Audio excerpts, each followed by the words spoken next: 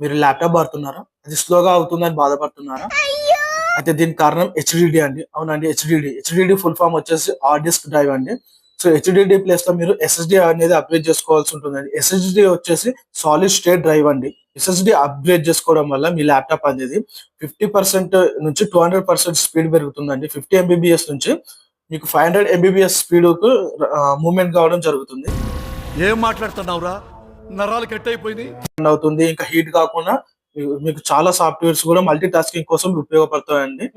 మీరు 8 GB RAM ఉండే విధంగా చూసుకోండి. మీరు ఎస్ఎస్‌డీ అప్‌గ్రేడ్ చేసుకున్న తర్వాత మినిమమ్ 8 జీబీ ర్యామ్ ఉండే విధంగా చూసుకోండి. అది కూడా డీడీఆర్4 ర్యామ్‌గా ఉండే విధంగా చూసుకోండి. సో, అలా అయితే మీ ల్యాప్‌టాప్ అనేది చాలా స్పీడ్‌గా రన్ అవ్వడం జరుగుతుందండి. బూటింగ్ టైమ్ కూడా మీరు ఎస్ఎస్‌డీ వాడడం వల్ల బూటింగ్ టైమ్ కూడా చాలా తగ్గుతుందండి.